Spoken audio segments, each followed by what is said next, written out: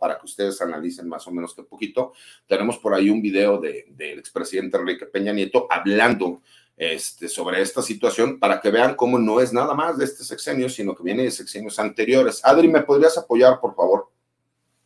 Armas de manera ilegal a nuestro país y también de recursos, de dinero en efectivo que está alimentando a los cárteles aquí en nuestro país. ¿Y este caso sería una llamada de atención? Pues mire, yo creo que este caso no necesariamente está vinculativo, no haría una presunción del tema. Yo más bien está en el alcance a una medida que hace corresponsable a los dos gobiernos. Ok. Ya podemos checar cómo diferentes gobiernos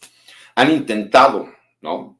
de todas las formas, que el gobierno de los Estados Unidos presione. Y para todos aquellos que lo saben, pues en su momento lo intentaron también. Incluso el presidente Barack Obama en su momento intentó y realmente hizo una renovación en el Poder Judicial de los Estados Unidos,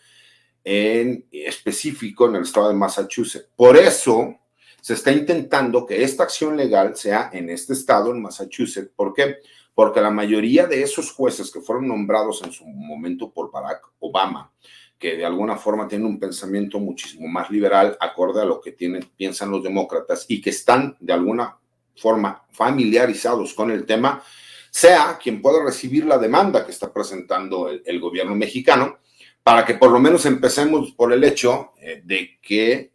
pues un juez no nos ponga el pie, ¿no?, respecto a el tema que se va a intentar y que se va a tratar. Aunque recordemos que será un jurado quien termine tomando la última decisión y que asimismo tal vez nos aventamos un litigio de entre 5 y 7 años para que la gente lo pueda entender y saber, porque tiene que ver incluso con la trascendencia de cómo, si se llegase a ganar por parte del gobierno mexicano, no solamente es el pago de la indemnización, sino los mecanismos de regulación que tendrían que existir para esta Asociación Nacional del Rifle y estas grandes manufactureras norteamericanas que son realmente las que rigen a nivel mundial, ¿no? Hay otro tema que es muy importante para mí y que debido al poco tiempo que tenemos quisiera empezar a abordarlo, y es el hecho de lo que declaró el ministro Arturo Saldívar respecto a la posibilidad de la ampliación de mandato que él podría tener dentro de la Suprema Corte de Justicia de la Nación. Y para ponerles en contexto, le voy a pedir a Adri que nos ponga ese video. Adri, si nos apoyas, por favor. Que noté ayer en la magistrada y magistrados un espíritu conciliador e institucional. Sin embargo, sí me parece que esto pasa necesariamente por considerar que la permanencia en la presidencia del tribunal del magistrado José Luis Vargas ya no es viable. No hay condiciones para que él siga en el cargo que él dice que sigue ostentando, y me parece que con realismo y responsabilidad debería de dar un paso al lado y permitir que se retome el canal de institucionalidad por el tribunal y que la mayoría decida quién debe ser la presidenta o presidente del tribunal. Es momento de anteponer cualquier ambición personal al bien del país, al bien de la justicia electoral. Yo noté ese ánimo en la magistrada y magistrados ayer. Ojalá el magistrado Vargas, le haga una exhortación respetuosa, tome también una decisión con altura de miras y con responsabilidad y con realismo, porque lo cierto es que ya no hay condiciones cuando tiene este rechazo expreso de 5 de los integrantes del tribunal. Ok, ¿por qué es importante esta declaración del ministro Saldívar? Esta declaración no habla de la ampliación de mandato que él pudiese tener en la Suprema Corte de Justicia de la Nación. Habla de la institución que hubo en contra del magistrado presidente José Luis Vargas en el Tribunal Electoral del Poder Judicial de la Federación. Pero él, al hacer esas manifestaciones tan claras, ¿no?, por supuesto que tenía que ser congruente respecto a la decisión que él iba a tomar, de acuerdo al proyecto que los ministros de la Suprema Corte de Justicia de la Nación iban a votar en sesión del Pleno para ver si se ampliaba este mandato o no. Y recordemos que realmente la mayoría de los ministros fueron nombrados en sexenios anteriores al de la Cuarta Transformación y que son mayoría en este pleno de la Suprema Corte de Justicia. Por supuesto, el ministro Saldívar hizo un sondeo respecto a cómo se podría llevar a cabo el conteo de votos, cómo se podría llevar a cabo esta votación, y entendió que la reforma judicial que ha sido tan ambiciosa y que se ha buscado y es preponderante el hecho de limpiar el sistema judicial respecto al nepotismo que existe, a la corrupción en algunos sectores, podría estar en riesgo por el hecho de que se intentara que se ampliara su mandato más allá del 31 de diciembre del 2022. Y en aras de proteger esa reforma judicial, en aras de ser congruente respecto a la declaración que él da respecto a lo sucedido con el magistrado José Luis Vargas allá en el Tribunal Electoral del Poder Judicial Federal, él toma la decisión, después de haber tenido un desayuno con el presidente de la República, de platicar el tema, incluso para aquellos escépticos que decían que el ministro Saldívar estaba traicionando al presidente de la República. Pues por supuesto que en política no existen coincidencias, como ya lo dije en su momento, y por supuesto que fue un tema que trató personalmente con el presidente de la República, en donde tomó la decisión de hacer público y manifestar el hecho de que no iba él a estar de acuerdo respecto a este proyecto en donde él pudiese ampliar por 2 años más el periodo en cuanto a la presidencia de la Suprema Corte de Justicia de la Nación.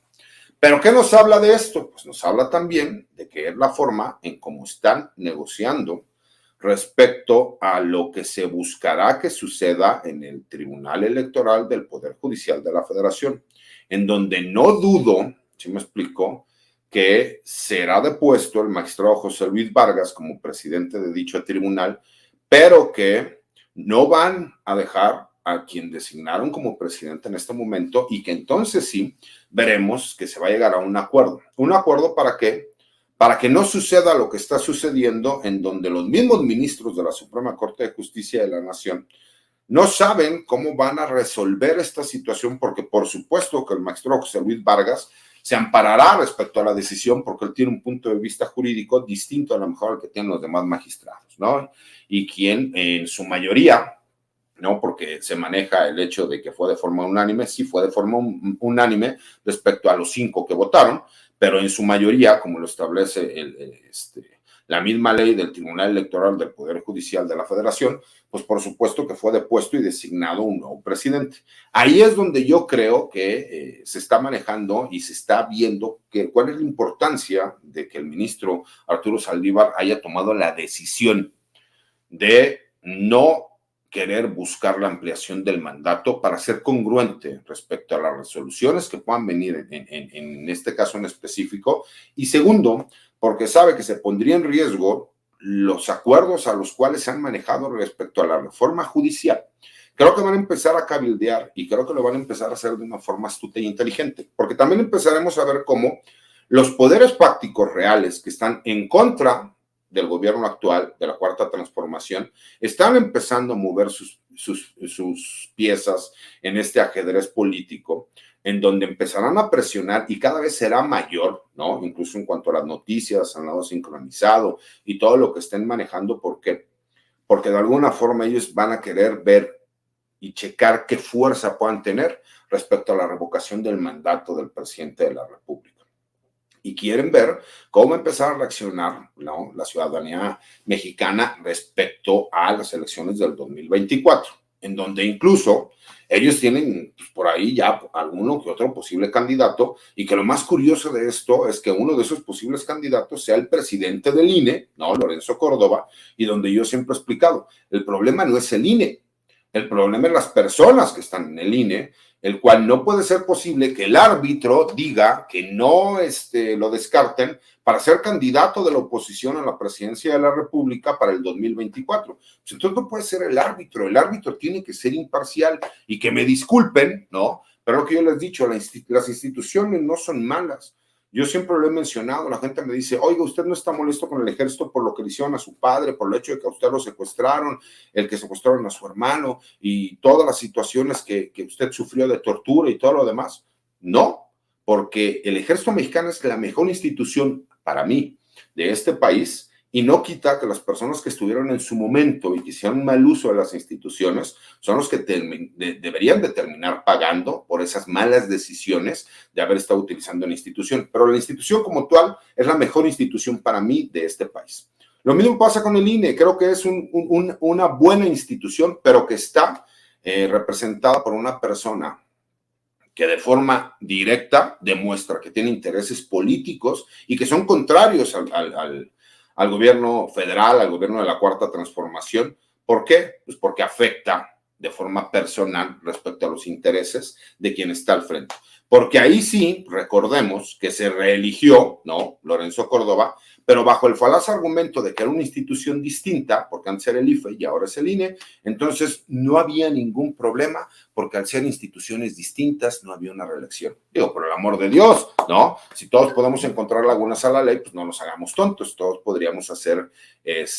lo que queramos, como yo, que soy buen abogado, pues podemos hacer 10,000 chicanas. Pero bueno, a grosso modo, eso es lo que yo quería más o menos explicarles, quería que pudieran entender por qué para mí son dos de los temas más trascendentes que sucedieron esta semana, porque incluso creo que será tema de conversación por lo que resta del año, por la trascendencia que tienen ambas decisiones, ¿no? Se imaginan que nosotros pudiéramos tener la oportunidad, en el caso de que la demanda civil por daño moral, ¿no?, esta acción civil que está pretendiendo realizar en los Estados Unidos, que ya se le dio entrada, tuviéramos la oportunidad de que efectivamente México consiguiera esa indemnización para todas las víctimas que ha habido por la famosa absurda guerra que se llevó a cabo en este país y que hasta el día de hoy seguimos pagando todas esas consecuencias, tanto la población civil como las mismas Fuerzas Armadas, en donde hay más de 233 elementos militares que siguen estando procesados o sentenciados por órdenes que recibieron en su momento por parte de quienes estaban en el gobierno o por el simple hecho de que por proteger a otros mandos militares terminaron acusando a militares que ni siquiera habían participado en esas acciones en donde hubo violaciones a los derechos humanos y donde hubo delitos que terminaron sucediendo. Eso creo que es lo que es trascendente, que tuviéramos la oportunidad de ver que efectivamente no pudiera ir cualquier hijo de vecino y comprar armas de uso exclusivo de las Fuerzas Armadas, 20, 25, 30, 50, un número indiscriminado, y que terminaran en México. Que realmente, como muchos dicen, es que si tú